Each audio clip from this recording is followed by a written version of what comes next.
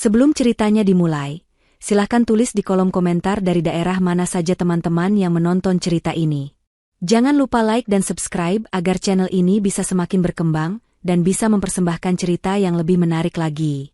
Hujan turun dengan cara yang paling kejam, bukan sebagai badai yang mengamuk, melainkan sebagai gerimis dingin yang menempel di kulit dan meresap hingga ke tulang. Setiap tetesnya terasa seperti jarum es bagi Kania, menusuk sisa-sisa kehangatan yang masih ia coba pertahankan. Tanah merah yang basah di hadapannya telah menelan 2 peti mati kayu jati, menelan ayah dan ibunya, menelan seluruh dunianya. Gumpalan tanah terakhir yang ia lemparkan terasa berat di tangannya, seolah ia baru saja ikut mengubur separuh dari jiwanya sendiri. Wangi bunga melati dan sedap malam yang menyengat bercampur dengan aroma tanah basah, menciptakan sebuah parfum duka yang akan selamanya terpatri dalam ingatannya. Orang-orang di sekelilingnya bergerak seperti bayangan. Beberapa menepuk pundaknya, mengucapkan kata-kata klise yang kosong dan tak bermakna. Yang sabar ya, Kania. Ikhlaskan saja. Mereka sudah tenang di sana. Kania hanya mengangguk. Bibirnya terlalu kaku untuk membentuk senyuman atau ucapan terima kasih. Bagaimana mungkin mereka memintanya untuk sabar saat dunianya baru saja runtuh? Bagaimana ia bisa ikhlas saat orang tua yang paling ia cintai direnggut begitu tiba-tiba dalam sebuah kecelakaan mobil yang mengerikan? Tenang. Ketenangan adalah hal terakhir yang ia rasakan saat ini. Yang ada hanyalah kehampaan yang begitu luas, begitu sunyi, hingga ia bisa mendengar detak jantungnya sendiri yang berdebar lemah. Suaminya, Dimas, berdiri di sampingnya. Tangannya merangkul bahu Kania, namun rangkulan itu terasa dingin dan formal, lebih seperti sebuah pertunjukan bagi orang-orang yang melihat daripada sebuah gestur penenang yang tulus. Kania bisa merasakan ketidaksabaran dalam sentuhannya, seolah Dimas hanya ingin prosesi ini cepat berakhir. Di sisi lain, ibu mertuanya, Wanda, sesekali menyeka sudut matanya dengan sapu tangan, sebuah sandiwara tangis yang begitu sempurna hingga hampir bisa menipu siapapun yang tidak mengenalnya dengan baik. Kania tahu, air mata itu palsu. Tidak ada duka di mata ibu Wanda, hanya ada kilatan aneh yang tersembunyi di baliknya, kilatan antisipasi yang membuat Kania merasa mual. Perjalanan pulang terasa seperti mimpi buruk. Kania duduk di kursi belakang, memandangi jalanan basah yang memantulkan lampu-lampu kota. Setiap tikungan, setiap suara decit ban, membuatnya tersentak. Bayangan mobil ayahnya yang ringsek, berita di televisi, suara sirene, semuanya berputar di kepalanya seperti kaset rusak. Ia ingin berteriak, tapi suaranya tercekat di tenggorokan. Ia hanya bisa diam, membiarkan kehampaan itu menelannya bulat-bulat. Ketika mobil memasuki gerbang rumahnya yang megah, rumah tempat ia tumbuh besar, rumah yang penuh dengan tawa dan kehangatan, Kania merasakan sedikit harapan. Mungkin di dalam sana, di antara dinding-dinding yang menyimpan jutaan kenangan, ia bisa menemukan sedikit kedamaian. Namun, harapan itu hancur berkeping-keping begitu ia melangkah melewati pintu utama. Ruang tamu yang biasanya tenang dan elegan kini penuh sesak. Seluruh keluarga besar Dimas ada di sana. Pamannya, bibinya, sepupu-sepupunya, bahkan beberapa kerabat jauh yang Kania jarang temui. Mereka tidak duduk dalam diam dan duka. Mereka menyebar, beberapa berdiri mengagumi lukisan besar di dinding, yang lain menyentuh permukaan meja marmer, dan sekelompok lainnya sedang berbisik-bisik di sudut ruangan sambil melirik ke arah perabotan antik. Mereka tidak terlihat seperti orang yang sedang melayat. Mereka terlihat seperti sekawanan serigala yang baru saja menemukan mangsa besar, dan sedang bersiap untuk berpesta. Kania berdiri terpaku di ambang pintu, masih mengenakan pakaian hitamnya yang lembab. Kehadiran mereka terasa begitu salah, begitu tidak sopan. Ini adalah rumah duka, rumah orang tuanya yang bahkan tanah kuburannya belum lagi kering. Namun mereka sudah berkumpul di sini seolah ini adalah sebuah acara arisan. Dimas melepaskan rangkulannya dan berjalan ke tengah ruangan. Ia berdehem, menarik perhatian semua orang. Terima kasih semua sudah datang dan memberikan dukungan, katanya dengan suara yang dibuat-buat terdengar berwibawa. Seperti yang kita tahu, Kania sekarang sendirian.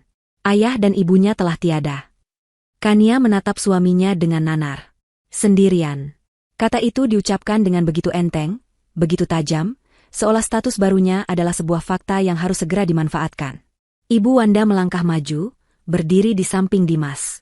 Wajahnya yang tadi dihiasi duka pura-pura kini tampak tegas dan penuh kuasa. Ia menatap Kania, tatapannya dingin menusuk. Karena Kania adalah menantuku satu-satunya, dan kini ia tidak punya siapa-siapa lagi, maka sudah menjadi kewajiban kami, keluarganya, untuk menemaninya. Jangan sampai ia merasa kesepian di rumah sebesar ini. Sebuah bisik-bisik persetujuan terdengar dari kerabat Dimas yang lain. Kania masih mencoba memproses apa yang sedang terjadi. Menemaninya? Ia tidak meminta ditemani. Ia hanya ingin sendiri, memeluk selimut ibunya, mencium aroma parfum ayahnya yang tertinggal di ruang kerja, dan menangis sepuasnya tanpa ada yang melihat. Dimas kemudian berjalan mendekati Kania. Ia menatap berkeliling ruangan yang luas itu dengan senyum tipis yang tak bisa disembunyikan. Mulai sekarang, ibu dan keluarga kita yang lain akan tinggal di sini, Kania. Anggap saja ini pengganti orang tuamu. Rumah ini terlalu besar untukmu seorang diri, katanya, seolah ia baru saja memberikan sebuah solusi yang brilian. Napas Kania tercekat. Ia menggeleng pelan, suaranya nyaris tak terdengar. Tidak, ini terlalu cepat. Mas, aku butuh waktu. Ibu Wanda tertawa kecil, suara tawa yang kering dan sinis. Waktu untuk apa? Nak? Untuk meratapi nasib? Sudahlah, yang sudah pergi tidak akan kembali. Sekarang pikirkan yang masih hidup. Kami ini keluargamu sekarang. Ia kemudian menoleh pada adik iparnya. Lihat, kamar utama di atas itu luas sekali, cocok untukmu dan anak-anak. Dan kamar tamu di sebelah timur jendelanya menghadap ke taman, pas untuk ibu. Mereka mulai membagi-bagi ruangan di rumahnya, di depan matanya, seolah Kania hanyalah perabot tak terlihat. Kesedihan yang tadinya melumpuhkan kini mulai bercampur dengan percikan amarah. Rasa tidak percaya menjalari seluruh tubuhnya, membuatnya gemetar. Mereka tidak hanya tidak menghormati dukanya, mereka bahkan tidak menghormati almarhum kedua orang tuanya.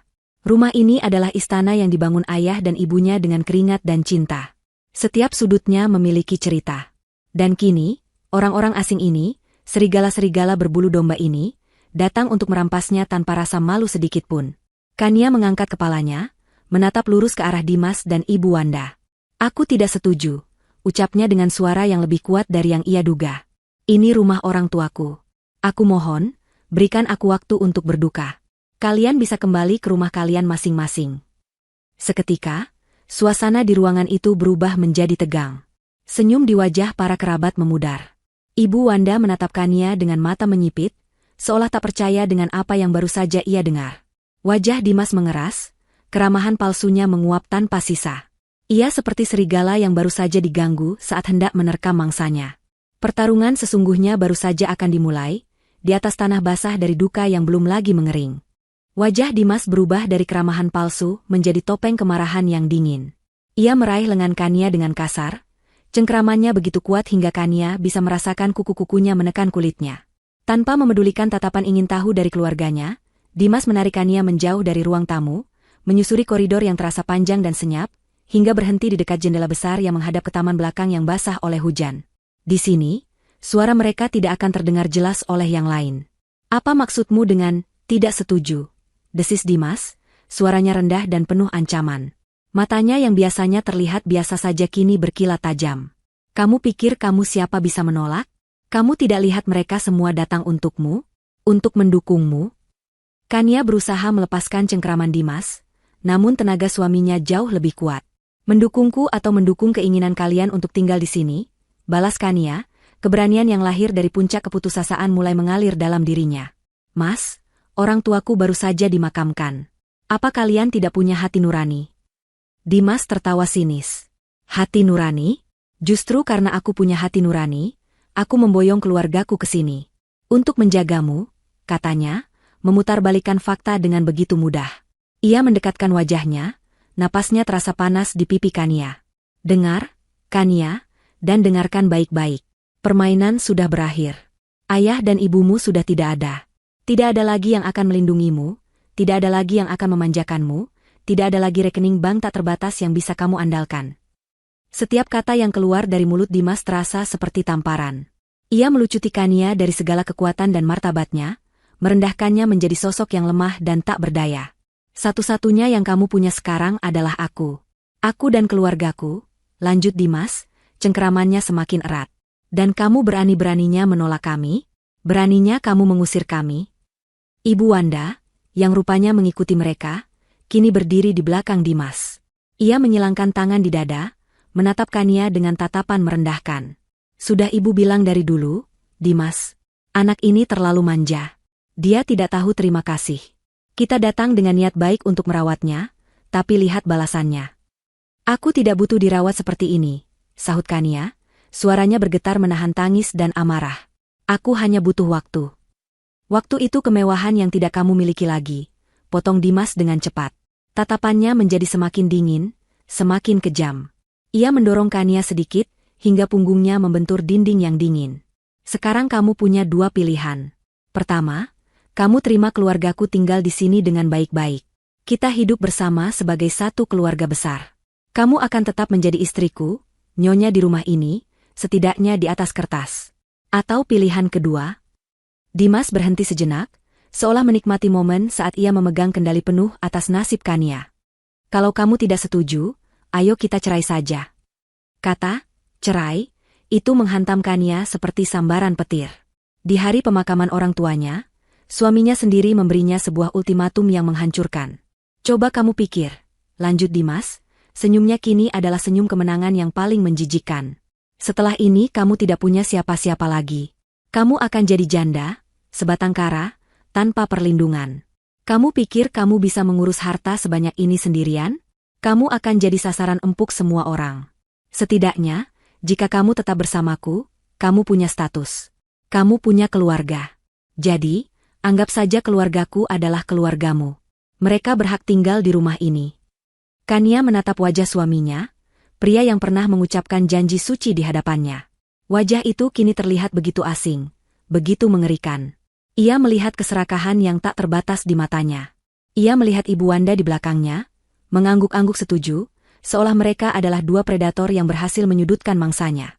Seluruh kekuatan di tubuh Kania seakan lenyap. Kakinya lemas, kepalanya pusing. Ia bersandar di dinding, merasakan dinginnya marmer menembus kain hitamnya. Tangis sudah siap meledak di ujung matanya. Ia ingin menjerit, memaki, melawan. Tapi kemudian, sesuatu yang aneh terjadi di dalam benaknya yang sedang kalut. Di tengah badai keputusasaan itu, sebuah suara yang familiar berbisik. Suara ayahnya. Kania, saat serigala menunjukkan taringnya, jangan pernah membalas dengan geraman. Itu yang mereka harapkan. Balaslah dengan senyuman. Buat mereka bingung, buat mereka meremehkanmu. Saat mereka lengah, saat itulah kamu menyerang. Ingatan akan nasihat ayahnya beberapa tahun lalu itu muncul begitu jelas, seolah beliau sedang berdiri di sampingnya. Ayahnya selalu mengajarinya untuk berpikir beberapa langkah ke depan, untuk tidak pernah menunjukkan kelemahan di hadapan musuh. Dan saat ini, ia sadar, pria di hadapannya dan wanita di belakangnya adalah musuh yang sesungguhnya. Tangis yang tadi mendesak keluar tiba-tiba surut. Getaran di tubuhnya berhenti. Kekacauan di benaknya perlahan menjadi jernih dan fokus. Ia mengangkat kepalanya, menatap lurus ke dalam mata Dimas. Keputusasaan di wajahnya perlahan sirna, digantikan oleh ekspresi yang sulit dibaca. Lalu, bibirnya perlahan tertarik ke atas, membentuk sebuah senyuman. Bukan senyum putus asa. Bukan senyum kekalahan. Itu adalah senyum yang tenang, tipis, dan penuh misteri. Senyum yang membuat Dimas dan Ibu Wanda terdiam seketika. Mereka mengharapkan tangisan, perlawanan, atau permohonan. Mereka tidak pernah mengharapkan ini. Senyum itu terasa tidak pada tempatnya. Begitu kontras dengan situasi yang ada, hingga membuat suasana menjadi canggung. "Kamu kenapa senyum-senyum?" tanya Dimas, sedikit bingung. Kania tidak langsung menjawab. Ia hanya terus tersenyum, membiarkan mereka menebak-nebak. Ia kemudian melepaskan tangannya dari cengkraman Dimas dengan gerakan yang pelan namun tegas. Ia merapikan bajunya, seolah baru saja menyelesaikan sebuah percakapan bisnis yang sepele. "Baiklah, Mas," kata Kania, suaranya terdengar sangat lembut, sangat berbeda dengan suasana hatinya. "Kamu benar. Aku tidak punya siapa-siapa lagi. Aku butuh keluarga." Ia melirik ke arah Ibu Wanda, senyumnya masih belum pudar. "Ibu juga benar. Aku tidak boleh terus-terusan bersedih. Maafkan aku atas sikapku tadi. Mungkin aku hanya terlalu kaget." Perubahan sikap Kania yang begitu drastis membuat Dimas dan Ibu Wanda saling berpandangan. Kebingungan mereka dengan cepat berubah menjadi rasa puas dan kemenangan. Tentu saja, pikir mereka, wanita lemah ini akhirnya sadar akan posisinya. Ultimatum itu berhasil. "Kalian boleh tinggal di sini," lanjut Kania. "Anggap saja rumah ini seperti rumah kalian sendiri." Ibu Wanda langsung tersenyum lebar, senyum kemenangan yang tulus. Ia menepuk-nepuk pundak Kania dengan gerakan yang dibuat-buat penuh kasih. "Nah, begitu dong, Nak. Itu baru menantu ibu yang penurut. Sudah, jangan khawatir, ada kami di sini untukmu." Dimas pun ikut tersenyum lega. Ia merangkul Kania lagi, kali ini dengan rangkulan posesif. Bagus kalau kamu mengerti. Ini yang terbaik untuk kita semua. Kania hanya mengangguk, membiarkan dirinya dirangkul. Namun di balik punggung suaminya, di mana tidak ada yang bisa melihat, senyum misterius di wajahnya perlahan berubah. Bibirnya menipis menjadi sebuah garis lurus yang dingin, dan matanya yang tadi terlihat pasrah kini memancarkan kilatan cahaya yang tajam dan penuh perhitungan. Mereka mengira telah memenangkan pertempuran. Mereka tidak tahu, Kania baru saja menyatakan perang. Dan dalam perang ini, ia tidak akan kalah.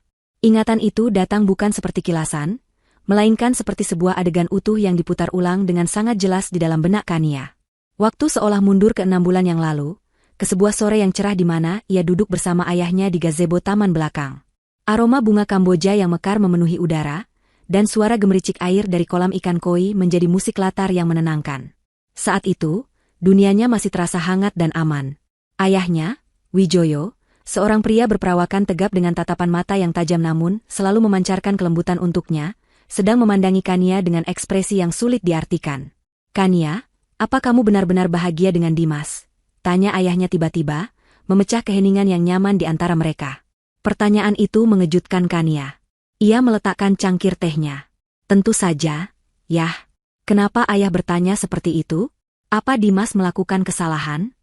Ayahnya menggeleng pelan. "Bukan kesalahan yang terlihat. Ini lebih kepada perasaan ayah," ujar beliau sambil memutar-mutar cincin di jarinya, sebuah kebiasaan yang selalu beliau lakukan saat sedang berpikir keras. "Ayah sudah berbisnis puluhan tahun. Ayah bisa mengenali tatapan mata orang yang tulus, dan tatapan mata orang yang menginginkan sesuatu. Dan akhir-akhir ini, cara Dimas memandang semua yang kita miliki bukan sebagai menantu, tapi lebih seperti seorang penilai aset." Kania sempat ingin membela suaminya. Bagaimanapun, Dimas selalu bersikap baik dan sopan di hadapan mertuanya. Ia adalah suami yang perhatian, setidaknya di permukaan. Mungkin itu hanya perasaan ayah saja. Dimas kan memang bekerja di bidang keuangan, jadi mungkin sudah kebiasaannya menilai segala sesuatu. "Mungkin," sahut ayahnya, tidak membantah secara langsung. Tapi beberapa minggu lalu, dia bertanya pada Pak Budi, akuntan perusahaan kita, tentang struktur kepemilikan aset keluarga. Pekan kemarin, dia mengajak ibumu mengobrol, dan di tengah obrolan itu dia bertanya tentang polis asuransi jiwa kami berdua. Katanya hanya untuk memastikan semuanya terurus dengan baik. Mungkin bagi orang lain itu terdengar wajar. Tapi bagi ayah, itu adalah tanda bahaya. Kania terdiam. Ia mencoba mengingat kembali, dan memang benar. Dimas beberapa kali menyinggung soal investasi dan warisan dalam obrolan ringan mereka, namun Kania selalu menganggapnya sebagai rasa ingin tahu yang normal. Mendengarnya dari sudut pandang ayahnya, semua itu terasa berbeda, lebih menyeramkan. Ayahnya meraih tangan Kania, menggenggamnya dengan erat. "Sayang, dengarkan ayah. Ayah tidak sedang mencoba menghancurkan pernikahanmu. Ayah hanya ingin kamu siap. Di dunia ini, berharaplah untuk yang terbaik, Kania, tapi selalu bersiaplah untuk yang terburuk. Ayah tidak akan selamanya ada di sini untuk melindungimu." Ucapan itu terasa begitu menusuk. "Ayah jangan bicara begitu," bisik Kania. "Ini kenyataan hidup, Nak. Dan seorang ayah yang baik harus mempersiapkan anaknya untuk menghadapi kenyataan itu," kata Wijoyo dengan suara yang tegas namun penuh kasih. "Sekarang, ayah ingin menunjukkan sesuatu padamu." Beliau mengajak Kania masuk ke ruang kerjanya, sebuah ruangan besar dengan rak-rak buku yang menjulang tinggi hingga ke langit-langit. Aroma kertas tua dan kayu cedar yang khas langsung menyambut mereka. Ayahnya berjalan ke arah salah satu rak buku yang paling besar, lalu menekan sebuah buku tebal bersampul kulit yang tampak biasa saja. Terdengar bunyi klik pelan, dan seluruh bagian rak buku itu bergeser ke samping, menampakkan sebuah pintu baja tebal dengan panel kunci digital. Sebuah brankas tersembunyi. Kania menatapnya dengan takjub. "Sejak kapan ini ada di sini?" "Sejak ayah merasa perlu ada lapisan keamanan ekstra," jawab ayahnya sambil memasukkan serangkaian kode angka. Pintu baja itu terbuka tanpa suara, menampakkan ruangan kecil di baliknya yang berisi tumpukan dokumen, beberapa kotak, dan sebuah safe deposit box portable. "Hanya ayah dan kamu yang tahu kode ini. Jangan pernah memberitahukannya pada siapapun, termasuk Dimas. Mengerti?" Kania mengangguk patuh. Ayahnya menarik sebuah map tebal berwarna biru.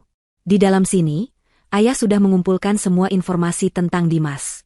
Latar belakang keluarganya, kondisi keuangan mereka yang sebenarnya, beberapa investasi buruk yang ia coba sembunyikan. Ayah melakukannya bukan untuk memata-matainya, tapi untuk mengerti dengan siapa putri ayah menikah. Beliau berhenti sejenak, tatapannya menjadi lebih serius. Keluarganya memiliki banyak hutang, Kania. Dan Dimas terobsesi dengan gaya hidup mewah yang tidak mampu ia biayai sendiri. Informasi itu membuat perut Kania terasa melilit. Ayahnya kemudian menunjuk ke safe deposit box portable. Di bank, ayah sudah menyewa satu safe deposit box lagi atas namamu. Ini kuncinya. Di dalamnya ada semua surat-surat asli kepemilikan aset, saham, dan wasiat ayah dan ibu yang sudah diperbarui. Wasiat yang memastikan semuanya jatuh ke tanganmu secara mutlak, tanpa bisa diganggu-gugat oleh pihak manapun. Jika sesuatu terjadi pada kami, orang pertama yang harus kamu hubungi adalah Pak Hotman. Dia tahu apa yang harus dilakukan. Genggaman tangan ayahnya semakin erat, seolah mencoba mentransfer kekuatan melalui sentuhannya. Ayah melakukan ini semua bukan karena ayah tidak percaya padamu. Justru sebaliknya. Ayah percaya pada kekuatan dan kecerdasanmu. Karena itu ayah memberimu senjata ini. Anggap ini sebagai asuransi. Mungkin tidak akan pernah kamu butuhkan, tapi jika saatnya tiba, kamu akan bersyukur memilikinya. Beliau kemudian merogoh sakunya, mengeluarkan sebuah kotak beludru kecil. Di dalamnya, terdapat sebuah kalung perak dengan liontin berbentuk bunga lili yang indah. Kania mengenali kalung itu, ayahnya yang memberikannya saat ia ulang tahun. Kalung ini lebih dari sekadar perhiasan, kata ayahnya. Beliau menunjukkan cara membuka bagian belakang liontin itu, menampakkan sebuah flash disk super kecil yang terpasang di dalamnya. Ini adalah senjata terakhirmu. Isinya apa, yah? Tanya Kania, jantungnya berdebar kencang. Sebuah rekaman percakapan. Beberapa minggu lalu, mobil ayah terasa aneh setelah diservis. Ayah menelepon Pak Dedi, mekanik kepercayaan kita. Ia bercerita bahwa sebelum mobil itu ia tangani, ada orang suruhan Dimas yang datang ke bengkel, bertanya-tanya soal cara kerja rem dan bagaimana cara membuatnya gagal berfungsi secara perlahan, yang terlihat seperti kerusakan alami karena usia. Dunia Kania seakan berhenti berputar. Napasnya tercekat. Ayah merekam percakapan itu. Semuanya ada di sini, lanjut ayahnya dengan suara berat. Ayah sudah menyuruh Pak Dedi untuk diam.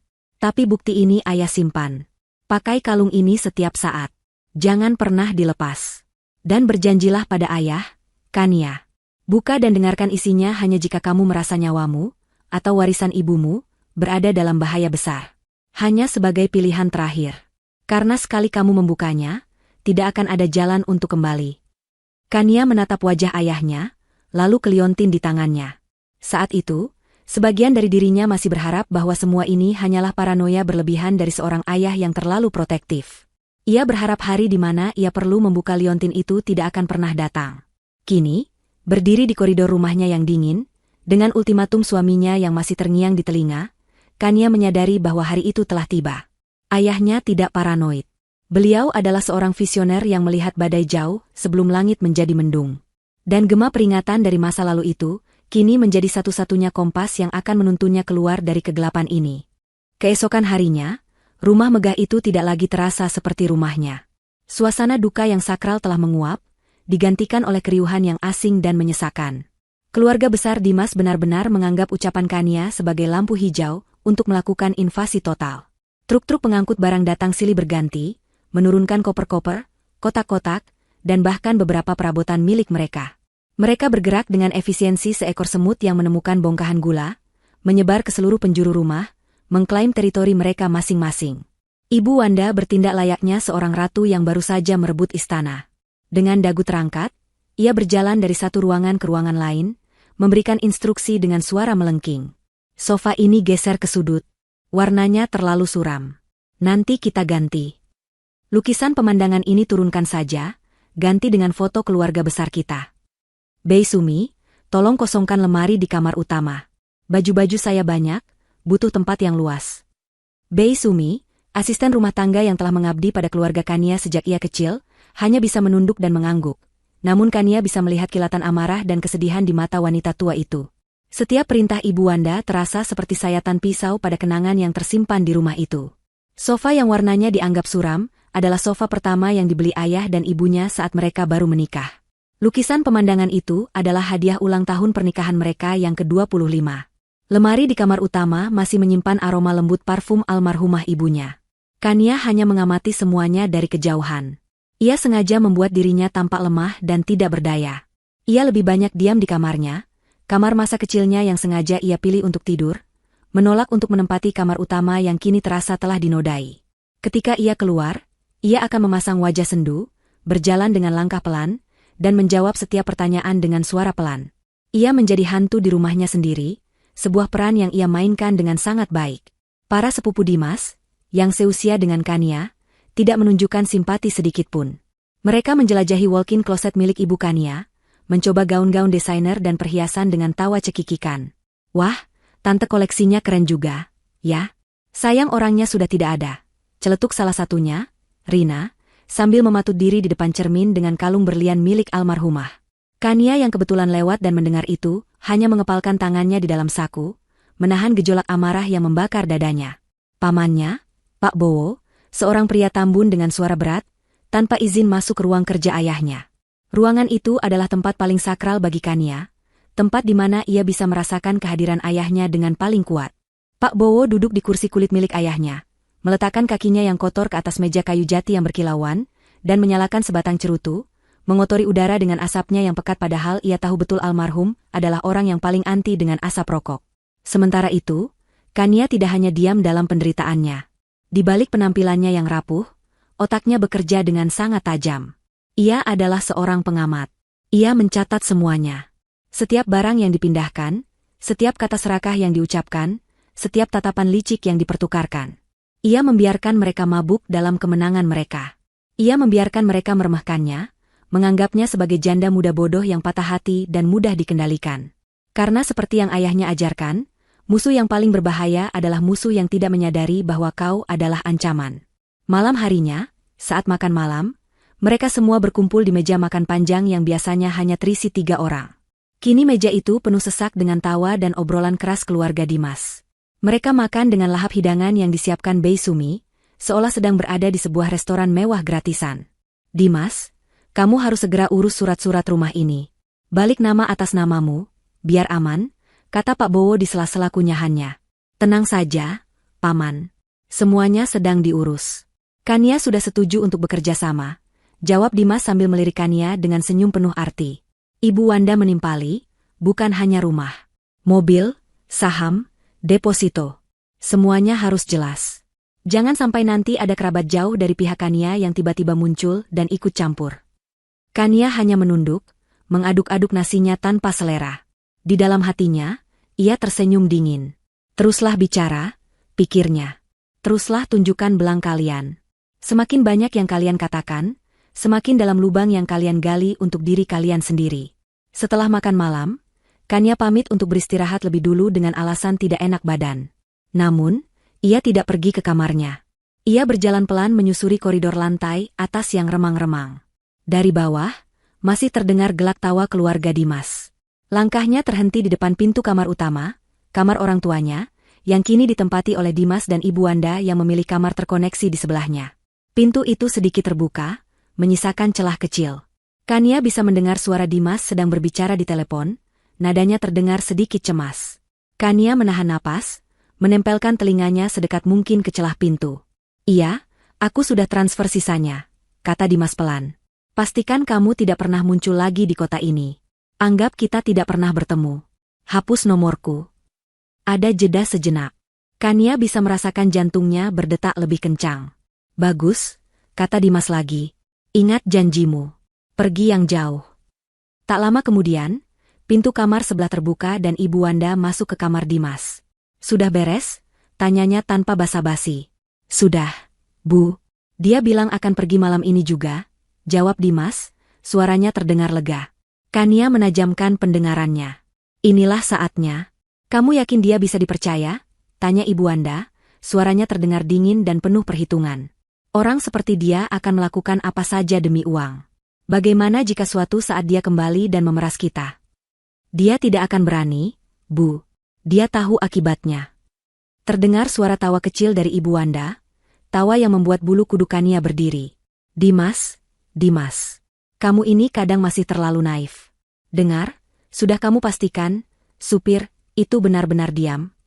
Supir. Kata itu mengkonfirmasi segalanya. Sudah, Bu. Uangnya sudah lunas, Dia berjanji akan menghilang. Ulang Dimas, mencoba meyakinkan ibunya.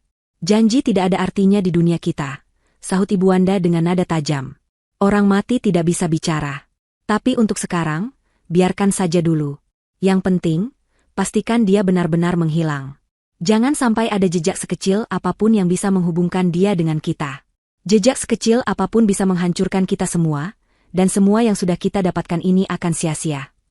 Kania mundur perlahan dari pintu, tangannya membekap mulutnya sendiri untuk menahan pekikan yang nyaris keluar. Tubuhnya gemetar hebat, bukan karena takut, tapi karena amarah yang membuncah hingga ke puncaknya. Kabut kesedihan yang selama ini menyelimutinya kini tersibak oleh api dendam yang membara. Mereka telah membunuh orang tuanya. Mereka merencanakan semuanya. Kecelakaan itu bukanlah takdir. Itu adalah pembunuhan berdarah dingin. Kania berjalan cepat kembali ke kamarnya, mengunci pintu di belakangnya. Ia bersandar di pintu, napasnya terengah-engah. Di luar, suara tawa dari ruang makan masih terdengar sayup-sayup. Pesta para tikus yang sedang menari-nari di atas lumbung padi yang baru saja mereka kuasai. Mereka tidak tahu, sang pemilik lumbung tidak lagi berduka. Sang pemilik lumbung kini telah siap untuk memasang perangkap.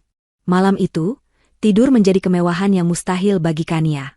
Setiap kali ia memejamkan mata, wajah ayah dan ibunya yang tersenyum muncul, disusul oleh suara tawa sinis Ibu Wanda dan desisan dingin Dimas.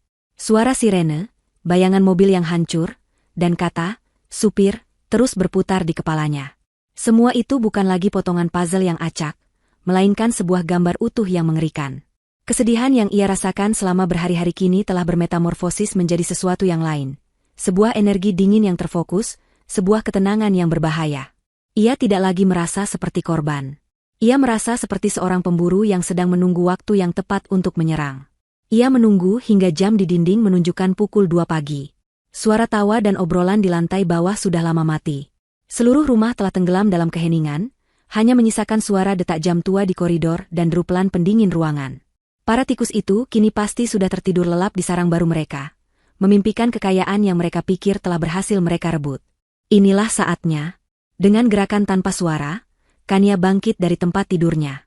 Ia tidak menyalakan lampu, matanya sudah terbiasa dengan kegelapan di rumahnya sendiri. Ia berjalan menyusuri koridor, setiap langkahnya ringan dan penuh perhitungan. Tujuannya adalah ruang kerja ayahnya, tempat yang kini telah dinodai oleh kehadiran Pak Bowo, namun tetap menjadi pusat kekuatan dan kenangan baginya. Pintu ruangan itu tidak dikunci. Kania membukanya perlahan, memastikan engselnya tidak berderit. Aroma samar cerutu masih tertinggal di udara, membuatnya muak. Di dalam, cahaya bulan yang menerobos masuk melalui jendela besar memberikan penerangan yang cukup. Kania berjalan lurus ke arah rak buku raksasa yang menutupi seluruh dinding. Jantungnya berdebar kencang, bukan karena takut, tapi karena antisipasi. Ia menemukan buku tebal bersampul kulit yang ayahnya tunjukkan, buku tentang sejarah arsitektur Romawi. Jari-jarinya yang sedikit gemetar menekannya. Terdengar bunyi klik yang sama persis seperti dalam ingatannya. Rak buku itu bergeser tanpa suara, menampakkan pintu brankas baja yang dingin dan kokoh. Kania memejamkan mata sejenak, menenangkan napasnya. Ia membayangkan wajah ayahnya, mengingat kembali deretan angka yang beliau bisikkan padanya sore itu. Ia memasukkan kode kombinasinya, dan panel digital itu menyala hijau. Dengan sedikit dorongan, pintu brankas yang berat itu terbuka, menyingkapkan harta karun yang sesungguhnya, kebenaran. Di dalamnya, semua masih tersusun rapi seperti yang ayahnya tinggalkan. Map tebal berwarna biru, kotak-kotak dokumen, dan save deposit box portable yang tampak kokoh. Kania menarik keluar map biru itu terlebih dahulu. Ia duduk di lantai yang dingin, menggunakan cahaya dari ponselnya untuk membaca isinya. Lembar demi lembar ia buka, dan setiap lembar terasa seperti sebuah pukulan telak. Di sana ada laporan keuangan lengkap keluarga Dimas. Hutang kartu kredit yang menumpuk, cicilan mobil mewah yang tertunggak, daftar pinjaman online dengan bunga mencekik. Gaya hidup mereka yang glamor ternyata hanyalah fasad yang dibangun di atas pondasi utang yang rapuh. Ada juga hasil penelusuran dari seorang penyelidik swasta yang ayahnya sewa. Laporan itu merinci beberapa proyek bisnis Dimas yang gagal total, kerugian investasi yang ia sembunyikan, bahkan catatan tentang kebiasaannya berjudi di klub-klub malam eksklusif. Pria yang ia nikahi, pria yang berjanji akan menjaganya, ternyata adalah seorang penipu ulung yang sedang terdesak ke sudut. Kemudian, Kania menemukan setumpuk dokumen yang paling membuatnya ngeri. Salinan polis asuransi jiwa ayah dan ibunya. Di sana, Tertulis jelas bahwa Kania adalah ahli waris tunggal. Namun, terselip di baliknya adalah formulir pengajuan perubahan ahli waris yang belum sempat ditandatangani. Di formulir itu, nama Kania telah dicoret dan digantikan dengan nama Dimas. Tanggal pengajuannya hanya 1 minggu sebelum kecelakaan. Mereka sudah merencanakannya sejak lama. Mereka hanya menunggu waktu yang tepat untuk mendapatkan tanda tangan itu, namun ayah dan ibunya meninggal sebelum itu terjadi. Amarah yang dingin menjalari pembuluh darah Kania. Ia meletakkan map itu dan beralih ke Safe Deposit Box Portable. Ia mengambil kunci yang tersimpan di laci tersembunyi meja kerja ayahnya, membukanya, dan menemukan harta yang sesungguhnya. Surat wasiat asli, sertifikat tanah, bukti kepemilikan saham di berbagai perusahaan. Semua dokumen legal yang membuktikan bahwa ialah pemilik sah dari semua kekayaan ini. Ayahnya telah melindunginya bahkan dari balik kubur. Napas Kania terasa berat. Ia bersandar ke rak buku, membiarkan semua informasi itu meresap. Ia kini mengerti. Pernikahannya adalah sebuah investasi bagi Dimas. Cintanya adalah sebuah kamuflase. Kesetiaannya adalah sebuah alat untuk mencapai tujuan. Ketika mereka sadar tidak bisa mendapatkan harta itu dengan cara legal melalui pernikahan, mereka memilih jalan pintas yang paling keji. Akhirnya, tangannya terulur, menyentuh kalung liontin bunga lili yang melingkar di lehernya. Inilah senjata terakhirnya. Kotak Pandora yang sesungguhnya. Dengan tangan gemetar, ia membuka bagian belakang liontin itu, mengeluarkan flash disk super kecil dari tempatnya. Ia menyalakan laptop tua milik ayahnya yang tersimpan di dalam brankas, memastikan laptop itu tidak terhubung ke jaringan internet manapun. Ia memasukkan flash disk itu. Hanya ada 1 file audio di dalamnya. Kania memasang earphone, menarik napas dalam-dalam, lalu menekan tombol play. Suara yang pertama terdengar adalah suara ayahnya yang tenang dan berwibawa. "Pak Dedi, ini saya, Wijoyo. Maaf mengganggu malam-malam." Kemudian terdengar suara lain, suara seorang pria parubaya dengan logat Jawa yang kental. "Oh, nggih, Pak Wijoyo. Wonten nopo? Pak, ada apa? Apa ada masalah lagi dengan mobilnya?" "Itu pasti suara Pak Dedi, si mekanik." "Bukan, Pak. Mobilnya sudah baik-baik saja setelah Bapak periksa kemarin. Saya hanya ingin memastikan sesuatu. Bapak bilang, sebelum Bapak tangani, ada orang lain yang datang ke bengkel dan bertanya-tanya soal mobil saya." Terdengar helaan napas dari Pak Dedi. "Nggih, Pak. Betul. Saya sebenarnya agak ragu mau cerita, takutnya saya salah. Tapi karena Bapak yang tanya langsung. Ceritakan saja apa adanya, Pak Dedi. Saya jamin keamanan Bapak." "Begini, Pak. Sekitar 3 hari sebelum mobil Bapak masuk bengkel, ada anak muda datang. Orangnya rapi, tapi saya tidak kenal. Dia bilang dia suruhan Mas Dimas, mantu Bapak. Dia tanya-tanya banyak soal mobil tipe seperti punya Bapak. Awalnya saya pikir wajar, mungkin mau belajar. Tapi pertanyaannya aneh, Pak." "Aneh bagaimana?" tanya suara ayah Kania, nadanya terdengar semakin serius. Dia tidak tanya soal mesin atau performa. Dia spesifik tanya soal sistem pengereman. Dia tanya, "Pak, ada tidak cara bikin rem itu blong, tapi secara perlahan-lahan? Jadi tidak langsung rusak, tapi minyak remnya berkurang sedikit demi sedikit, bocor halus begitu. Biar kelihatannya seperti kerusakan alami karena mobilnya sudah tua." "Begitu, Pak, pertanyaannya." Dada Kania terasa sesak, seolah ada tangan tak terlihat yang meremas jantungnya. Saya langsung curiga, "Pak." Saya jawab saja tidak tahu. Saya bilang kalau kerjaan saya benerin mobil, bukan merusak mobil. Anak muda itu langsung pergi setelah saya jawab begitu. Saya tidak terlalu pikirkan, "Pak." Tapi setelah kemarin saya periksa mobil Bapak, saya jadi kepikiran terus. Selang minyak rem mobil Bapak memang ada bekas goresan tipis. Sangat tipis, seperti disengaja pakai benda tajam. Bocornya sangat halus. Kalau tidak diperiksa teliti, pasti tidak akan ketahuan sampai remnya benar-benar blong di jalan. Kania merobek earphone dari telinganya. Suara di rekaman itu terus berlanjut, tapi ia tidak sanggup mendengarnya lagi. Semuanya sudah jelas. Terlalu jelas. Air mata akhirnya jatuh membasahi pipinya. Tapi ini bukan air mata kesedihan. Ini adalah air mata amarah, air mata seorang anak yang bersumpah akan menuntut keadilan untuk orang tuanya. Ia mengcopy file audio itu ke dalam sebuah hard drive eksternal yang juga tersimpan di brankas. Ia mengumpulkan semua dokumen penting. Laporan keuangan Dimas, formulir perubahan ahli waris, surat wasiat asli, semuanya. Ia memasukkan kembali flash disk ke dalam liontinnya. Ia telah membuka kotak Pandora itu. Dan kini, semua iblis di dalamnya telah terlepas. Bukan untuk menghancurkannya, tapi untuk menghancurkan mereka yang telah membunuh dunianya. Kania berdiri, matanya menatap kegelapan di luar jendela. Fajar akan segera tiba. Dan bersama fajar itu, akan datang pula pembalasannya. Udara pagi masih terasa dingin menggigit ketika Kania menyelinap keluar dari rumah. Ia sengaja pergi sebelum matahari terbit, sebelum para tikus di rumahnya terbangun dari tidur nyenyak mereka. Ia hanya membawa sebuah tas jinjing berisi semua bukti yang ia kumpulkan semalaman dan laptop ayahnya. Ia tidak mengendarai mobilnya sendiri, takut pergerakannya terdeteksi. Ia memesan taksi online dengan ponsel cadangan yang ia temukan di laci meja ayahnya, sebuah ponsel yang tidak terhubung dengan akun pribadinya. Setiap langkahnya kini penuh dengan kehati-hatian. Tujuannya adalah sebuah kantor firma hukum megah di pusat kota. Hotman O'Partners Law Firm. Nama itu terpampang dengan huruf-huruf kuningan yang berkilauan di atas pintu kaca yang menjulang tinggi. Pak Hotman bukan sekadar pengacara bagi keluarga Wijoyo. Beliau adalah sahabat seperjuangan ayahnya sejak mereka masih muda, kawan setia yang telah melalui suka dan duka bersama. Jika ada satu orang di dunia ini yang bisa ia percayai sepenuhnya, orang itu adalah Pak Hotman. Meskipun masih terlalu pagi, seorang resepsionis sudah menyambutnya dengan ramah. "Saya Kania, putri Bapak Wijoyo. Saya punya janji mendesak dengan Pak Hotman," kata Kania, suaranya terdengar mantap. Ia telah menelepon nomor pribadi Pak Hotman dari ponsel cadangan itu dalam perjalanan, hanya mengatakan bahwa ini adalah situasi hidup dan mati. Tak perlu menunggu lama, Pak Hotman sendiri yang keluar dari ruangannya untuk menjemputnya. Beliau adalah seorang pria berusia akhir 50-an, dengan rambut putih yang disisir rapi dan setelan jas yang sempurna. Namun di balik penampilannya yang formal, matanya memancarkan kehangatan dan kekhawatiran yang tulus saat melihat Kania. "Kania, apa yang terjadi? Kamu terlihat pucat sekali," sapanya sambil menuntun Kania masuk ke ruangannya yang luas dan didominasi oleh perabotan kayu gelap. Begitu pintu tertutup, pertahanan diri Kania runtuh.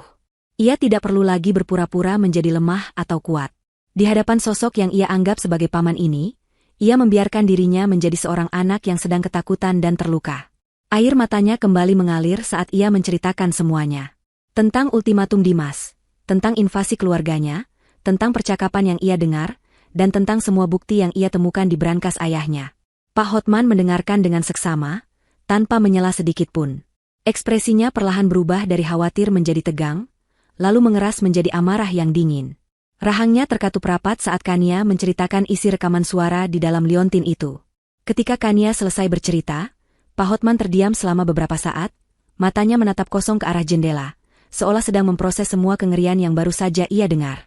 "Pria brengsek itu," desis Pak Hotman, suaranya rendah dan bergetar karena amarah. "Wijoyo sahabatku. Dia orang baik. Dia tidak pantas menerima ini." Beliau kemudian menatap Kania, tatapannya kini penuh dengan tekad baja. "Dan kamu, Kania, kamu adalah putri sahabatku. Aku tidak akan membiarkan mereka lolos begitu saja. Mereka sudah salah besar karena meremehkanmu." Pak Hotman berdiri dan berjalan mondar-mandir di ruangannya. "Awalnya, aku hanya menganggap ini duka seorang anak yang sedang kalut. Tapi setelah mendengar rekaman itu dan melihat semua bukti ini." Beliau berhenti dan menunjuk ke arah map biru dan laptop di atas mejanya. "Ini bukan lagi masalah warisan. Ini adalah kasus pembunuhan berencana." Kania mengusap sisa air matanya. "Apa yang harus kita lakukan, Om? Aku takut." Pak Hotman kembali ke mejanya, duduk di hadapan Kania, dan menatapnya lekat-lekat. "Takut itu wajar, Kania. Tapi jangan biarkan rasa takut itu melumpuhkanmu.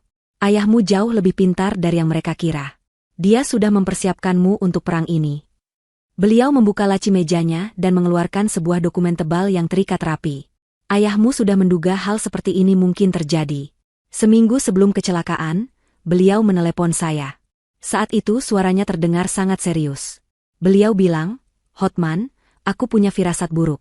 Aku aktifkan protokol pelindung sekarang.'" "Protokol pelindung?" tanya Kania, tidak mengerti.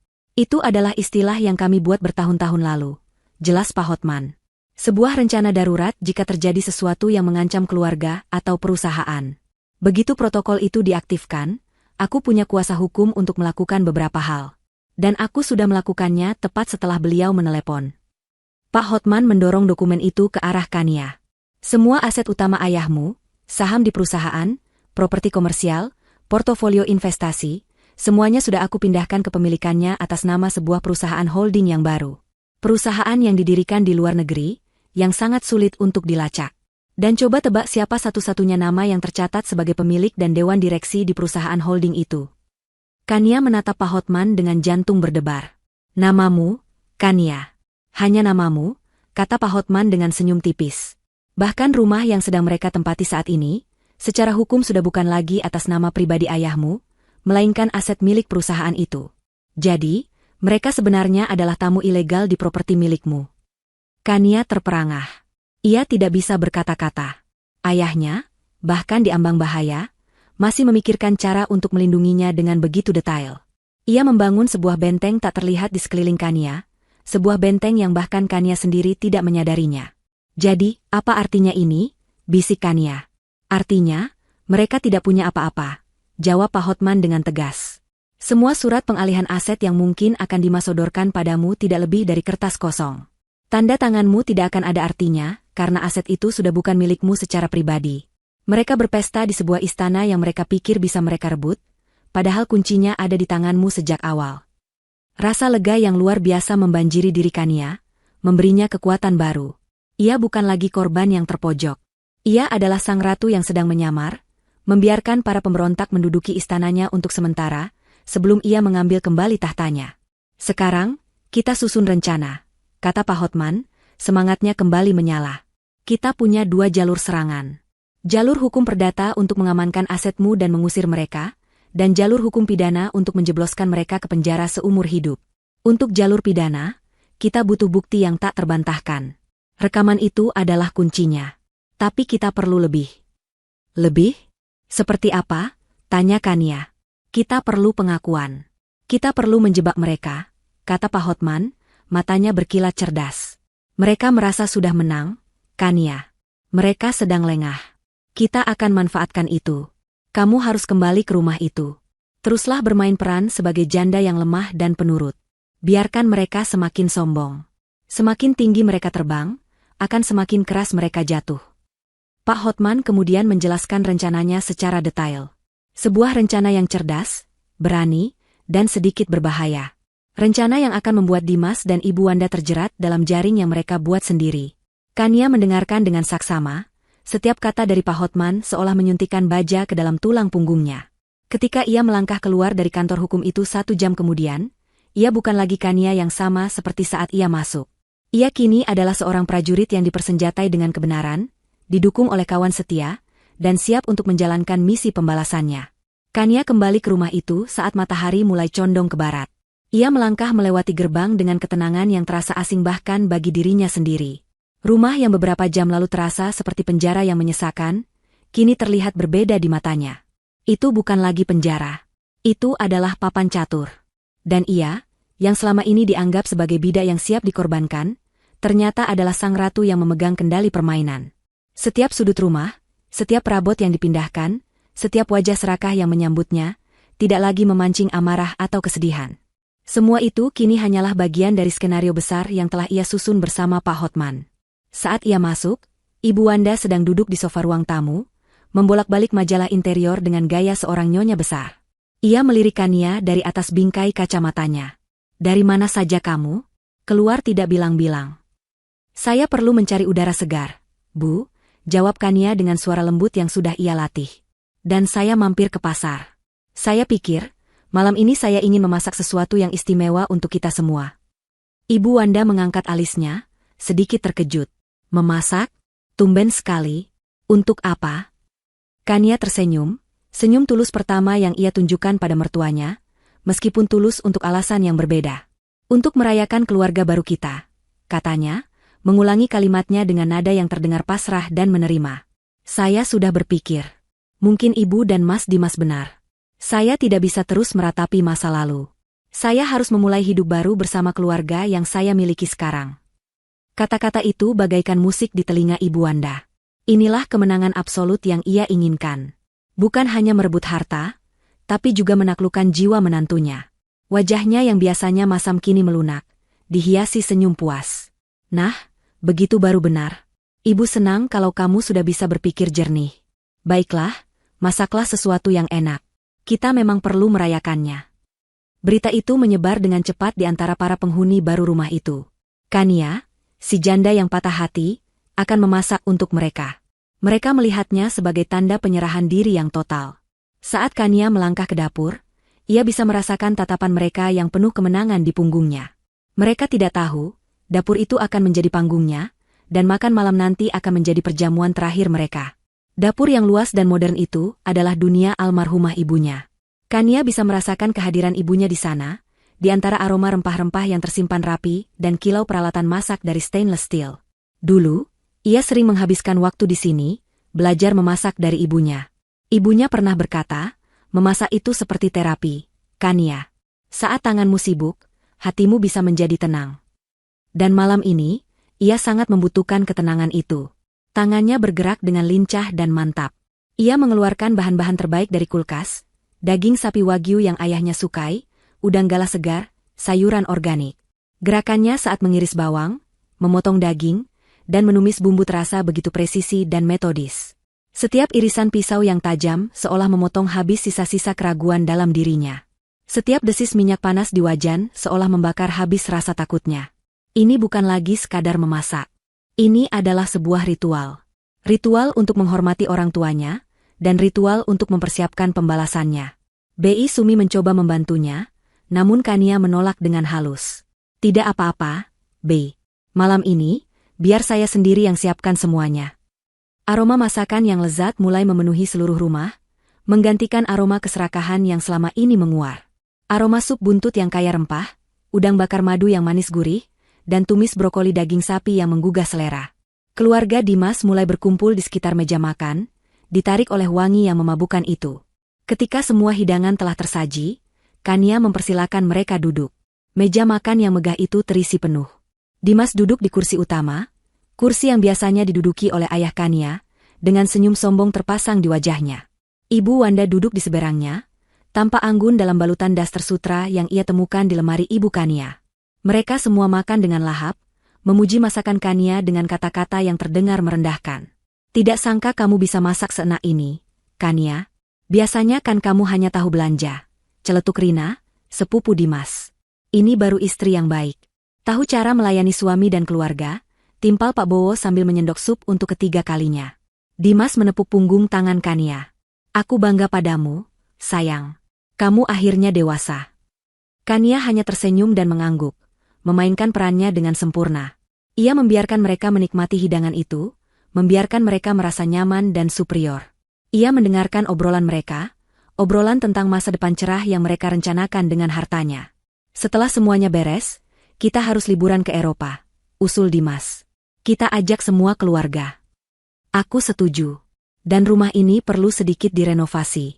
Aku mau taman belakang itu diubah jadi kolam renang pribadi, sahut Ibu Wanda, matanya berbinar-binar. Mereka bersulang dengan gelas kristal berisi jus jeruk, merayakan kemenangan mereka. Untuk keluarga kita, seru Dimas, mengangkat gelasnya. Dan untuk masa depan yang lebih baik. Di tengah euforia itu, setelah hidangan penutup disajikan, Dimas memberikan sebuah isyarat pada ibunya. Ibu Wanda mengangguk, lalu keluar sebentar dan kembali dengan membawa sebuah map kulit berwarna hitam. Momen yang ditunggu-tunggu Kania akhirnya tiba. Dimas mengambil map itu dan meletakkannya di atas meja di depan Kania, dengan gerakan yang lambat dan teatrikal. Suasana riuh di meja makan perlahan mereda. Semua mata kini tertuju pada Kania dan map di hadapannya. Sayang, kata Dimas dengan nada yang dibuat sepenting mungkin. Mengingat kamu sudah setuju untuk bekerja sama dan demi kelancaran kita semua, ada beberapa hal administratif yang perlu kita selesaikan. Ia membuka map itu, mengeluarkan setumpuk kertas tebal yang penuh dengan tulisan-tulisan legal dan beberapa materai. Ini hanya formalitas. Surat persetujuan pengalihan beberapa aset atas namaku. Supaya aku lebih mudah mengurus semuanya untukmu. Kamu kan tidak mengerti soal beginian. Biar aku saja yang pusing. Kamu cukup tenang di rumah dan menjadi istri yang baik. Kania menatap kertas-kertas itu. Ia bisa membaca judulnya dengan jelas. Surat kuasa mutlak, akta hibah, perjanjian pengalihan aset. Sebuah upaya perampokan legal yang disusun dengan rapi. Ia kemudian mengangkat kepalanya, menatap satu persatu wajah yang ada di meja itu. Wajah-wajah yang penuh antisipasi, keserakahan, dan ketidaksabaran. Ia menarik napas pelan. Ia meraih pulpen yang disodorkan Dimas. Pulpen itu terasa berat di tangannya, seolah menanggung beban seluruh kebohongan dan pengkhianatan mereka. Dimas tersenyum semakin lebar. Tanda tangani di sini, dan di sini, tunjuknya dengan ujung pulpen. Kania tidak langsung menuruti. Ia menatap lekat-lekat mata suaminya, menembus topeng keramahan palsunya. Lalu, untuk kedua kalinya, ia memberikan senyum itu. Senyum misterius yang sama seperti saat Dimas memberinya ultimatum di hari pemakaman. Senyum yang tenang, tak terbaca, dan sedikit mengerikan. Senyum itu membuat Dimas sedikit gamang, namun rasa percaya dirinya yang meluap-luap segera menepis keraguan itu. Dengan tangan yang sangat stabil, Kania membubuhkan tanda tangannya di setiap kolom yang ditunjuk. Goresan tintanya tegas dan tidak ragu-ragu. Satu persatu, ia menandatangani surat-surat yang akan menyerahkan warisan orang tuanya kepada para pembunuhnya. Begitu tanda tangan terakhir selesai dibuat, keheningan di meja itu pecah.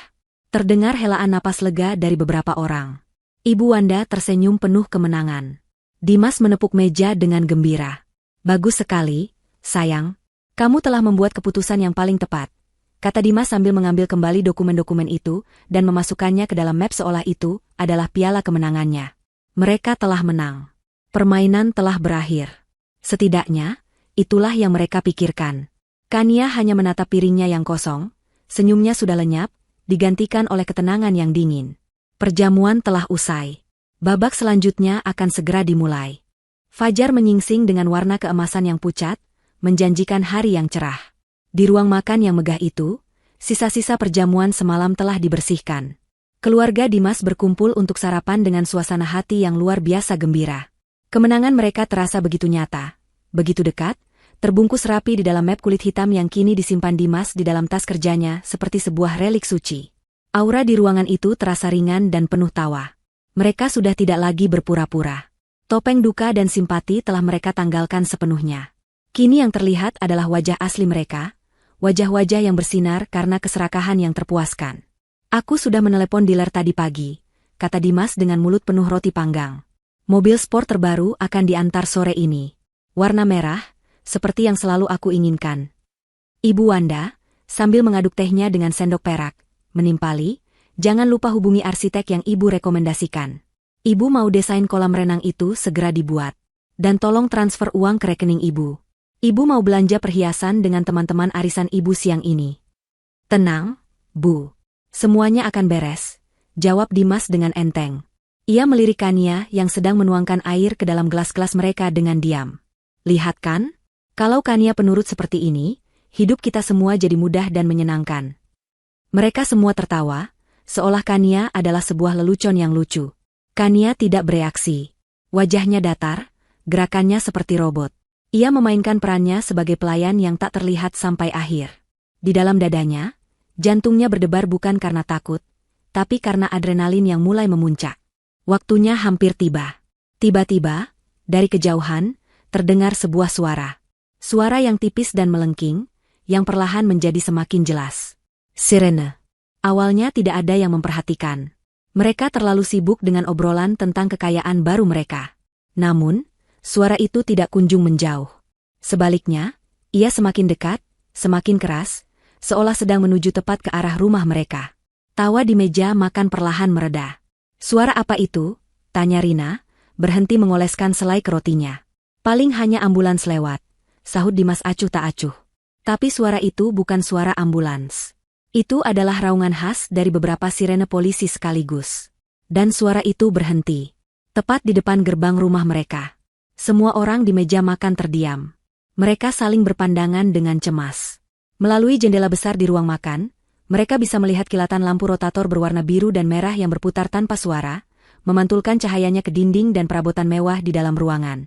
Suasana ceria itu menguap seketika, digantikan oleh ketegangan yang pekat. Bel pintu berbunyi, nyaring dan tajam, memecah keheningan. Bunyi itu terdengar seperti sebuah vonis. Bei Sumi, dengan wajah pucat dan tangan gemetar, berjalan untuk membuka pintu. Dimas setengah berdiri dari kursinya.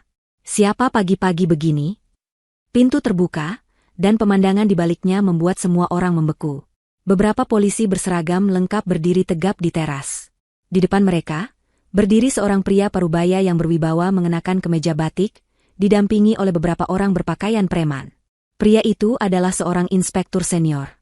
Tim itu masuk ke dalam rumah, langkah sepatu mereka terdengar berat di atas lantai marmer. Kehadiran mereka langsung memenuhi ruangan, membawa aura kekuasaan dan otoritas yang tak terbantahkan. Dimas mencoba menguasai diri, melangkah maju.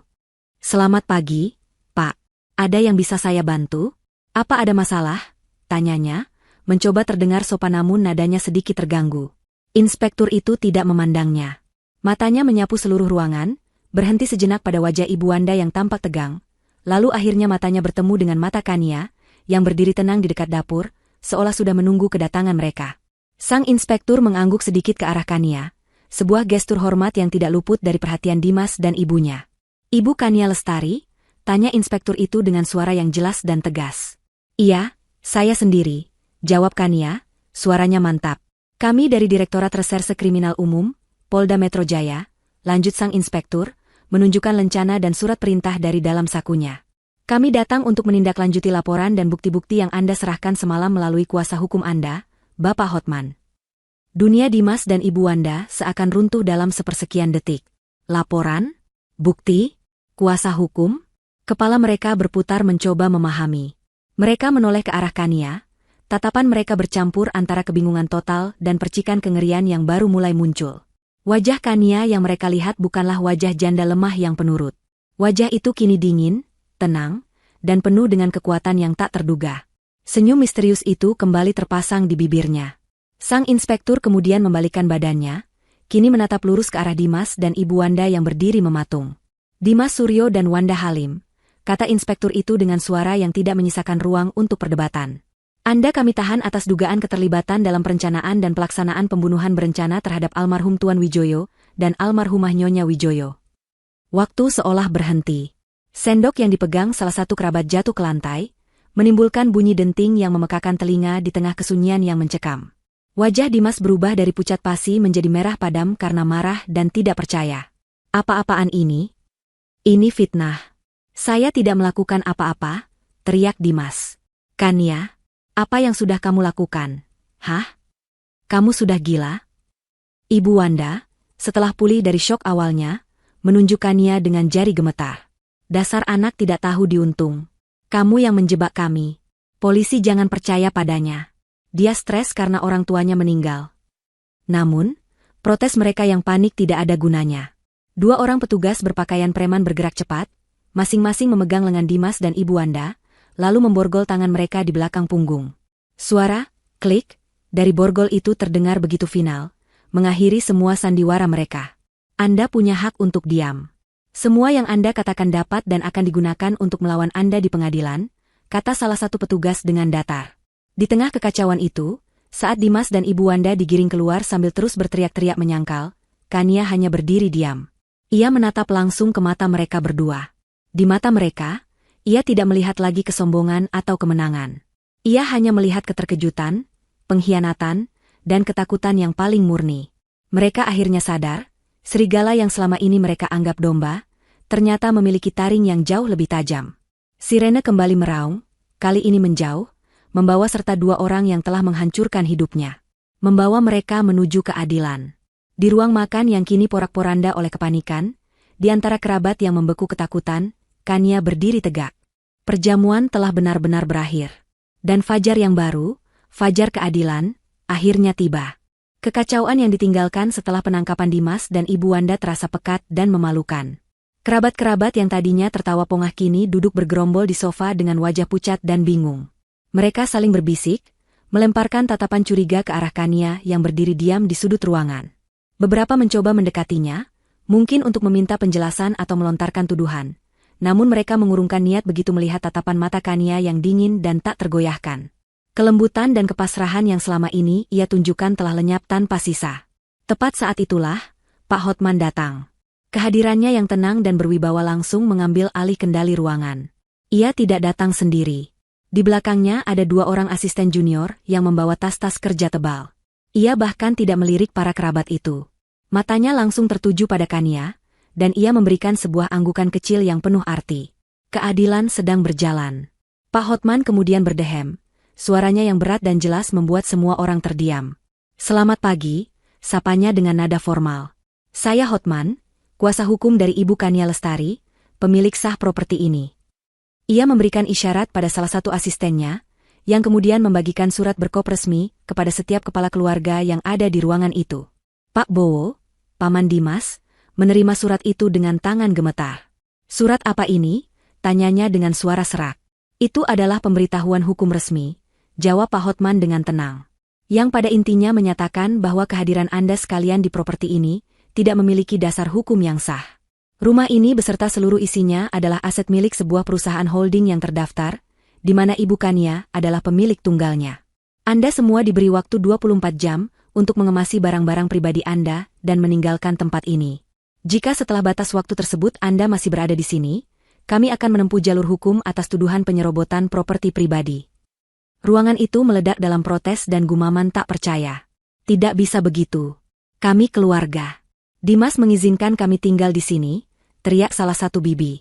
Pak Hotman tersenyum tipis, senyum yang tidak mencapai matanya. Tuan Dimas saat ini tidak dalam posisi untuk mengizinkan apapun. Dan status, keluarga, tidak memberikan Anda hak legal untuk menempati properti orang lain tanpa izin. Waktu Anda dimulai dari sekarang. Tidak ada lagi yang bisa mereka katakan. Di hadapan kekuatan hukum yang tak terbantahkan, mereka tak lebih dari sekumpulan tikus yang pestanya telah berakhir secara brutal. Dengan wajah tertunduk menahan malu dan amarah, mereka satu persatu bangkit dan mulai berjalan ke kamar masing-masing untuk berkemas. Mimpi mereka untuk hidup mewah telah hancur menjadi debu dalam sekejap. Sementara itu, di tempat lain, di sebuah ruangan dingin dan steril di kantor polisi, kehancuran yang sesungguhnya baru saja dimulai. Dimas dan Ibu Wanda ditempatkan di ruang interogasi yang terpisah. Tembok tebal memisahkan mereka, memutuskan aliansi ibu dan anak yang selama ini mereka banggakan. Dimas adalah yang pertama diinterogasi. Awalnya ia sangat arogan. Ia duduk dengan tangan terlipat di dada, menyeringai pada dua orang detektif di hadapannya. Saya tidak akan bicara apa-apa sampai pengacara saya datang. Ini semua kesalahpahaman. Istri saya sedang tidak stabil, dia mengarang cerita. Detektif yang lebih tua hanya mengangguk-angguk, membiarkan Dimas mengeluarkan semua penyangkalannya. Setelah Dimas selesai, detektif itu dengan tenang meletakkan sebuah pemutar audio digital di atas meja besi. Kami hanya ingin Anda mendengarkan sesuatu, Tuan Dimas. Ia menekan tombol play. Suara yang familiar memenuhi ruangan. Suara almarhum mertuanya, Wijoyo, yang sedang berbicara dengan seorang mekanik bernama Dedi. Kalimat demi kalimat percakapan itu mengalir, merinci pertanyaan aneh dari suruhan Dimas tentang cara membuat remblong secara perlahan. Seringai di wajah Dimas perlahan luntur. Matanya melebar, napasnya menjadi cepat. Warna wajahnya berubah dari percaya diri menjadi pucat pasi. Ia menatap pemutar audio itu seolah itu adalah seekor ular berbisa. Itu rekayasa. Suara itu palsu. Kami sudah memverifikasinya dengan tim forensik digital, Tuan Dimas. Suara itu asli. Dan kami juga sudah mendapatkan kesaksian penuh dari Bapak Dedi, sang mekanik, kata detektif yang lebih muda dengan datar. Kami juga sudah menahan orang suruhan Anda, supir, yang Anda bayar. Namanya Tony, bukan? Dia ternyata tidak pergi jauh. Dia bersembunyi di kota sebelah. Dan dia sudah mengaku, menceritakan semuanya untuk mendapatkan keringanan hukuman. Dia bahkan memberikan kami bukti transfer bank dari Anda. Dunia Dimas runtuh. Keringat dingin mulai membasahi keningnya. Di ruangan sebelah, Ibu Wanda mencoba taktik yang berbeda. Ia menangis, memainkan peran sebagai seorang ibu yang patah hati karena anaknya difitnah. Anak saya, Dimas, tidak mungkin melakukan hal sekeji itu. Dia anak yang baik. Ini pasti perbuatan Kania, dia ingin menguasai semua harta warisan untuk dirinya sendiri. Penyidik yang menghadapinya hanya menatapnya tanpa ekspresi, lalu menyodorkan setumpuk kertas ke hadapannya. Ini adalah catatan keuangan Anda, Nyonya Wanda. Termasuk beberapa transaksi mencurigakan ke rekening atas nama Tony beberapa hari sebelum dan sesudah kecelakaan. Bisakah Anda jelaskan untuk apa pembayaran ini? Tangisan Ibu Wanda berhenti. Ia menatap kertas-kertas itu, matanya menyipit. Itu pinjaman pribadi. Saya hanya membantunya. Membantu seseorang yang punya catatan kriminal sebagai penagih utang dan penyelesai masalah, balas penyidik itu. Dan kebetulan sekali, anak Anda, Dimas, baru saja mengakui semuanya di ruangan sebelah. Dia bilang ini semua adalah ide Anda. Dia bilang Anda yang merencanakan semuanya karena keluarga Anda terlilit hutang, dan dia hanya menuruti perintah Anda sebagai anak yang berbakti. Kebohongan itu sempurna. Tentu saja Dimas belum mengaku. Tapi ibu Anda, dalam kepanikannya, langsung mempercayainya. Matanya yang tadi berlinang air mata kini berkilat karena amarah dan rasa dikhianati. Anak tidak tahu berterima kasih. Pekiknya, lupa akan sandiwaranya. Dia yang menginginkan semua ini. Dia yang tidak sabar ingin hidup mewah. Aku hanya membantunya. Dia yang ceroboh. Aku sudah bilang, jangan tinggalkan jejak. Pengakuan itu keluar begitu saja. Para penyidik di ruangan itu saling berpandangan. Jaringnya telah mengena. Puncak kehancuran mereka terjadi saat polisi mempertemukan keduanya di satu ruangan. Mereka saling menatap, tidak lagi sebagai sekutu, tapi sebagai musuh. Kamu tega memfitnah ibumu sendiri, Dimas, jerit ibu Anda. Ibu yang menjebakku, balas Dimas, tak mau kalah. Ini semua idemu sejak awal. Ide tentang remblong, ide tentang supir bayaran. Aku hanya menjalankan rencanamu. Mereka saling berteriak, saling menyalahkan, membongkar semua rencana busuk mereka di hadapan para penyidik yang hanya menonton dan merekam. Aliansi yang dibangun di atas pondasi keserakahan itu, hancur berkeping-keping di bawah tekanan. Sore harinya, saat Kania sedang duduk dengan tenang di ruang kerja ayahnya yang kini sudah kembali bersih, Pak Hotman datang menemuinya. Ia membawa map kulit hitam yang Kania tanda tangani semalam. Mereka berdua sudah mengaku dan saling menyalahkan. Kasus ini selesai, Kania. Mereka tidak akan pernah melihat dunia luar lagi, kata Pak Hotman dengan nada lega. Ia kemudian meletakkan map itu di atas meja. Dan soal ini adalah mahakarya terakhir dari ayahmu. Apa maksud Om? Dimas dan ibunya, dalam kesombongan mereka, tidak membaca dokumen ini dengan teliti, jelas Pak Hotman sambil mengeluarkan isinya. Ini memang surat pengalihan aset. Tapi lihat pasal tambahan yang diselipkan di halaman terakhir, yang sengaja ditulis dengan bahasa hukum yang rumit. Pasal ini menyatakan bahwa pengalihan aset ini baru akan sah dan berlaku, jika dan hanya jika, Tuan Dimas Suryo melunasi seluruh hutang piutang yang tercatat atas namanya di pembukuan perusahaan Wijoyo. Kania mengerutkan keningnya. Hutang? Setahuku Dimas tidak pernah punya hutang pada perusahaan ayah.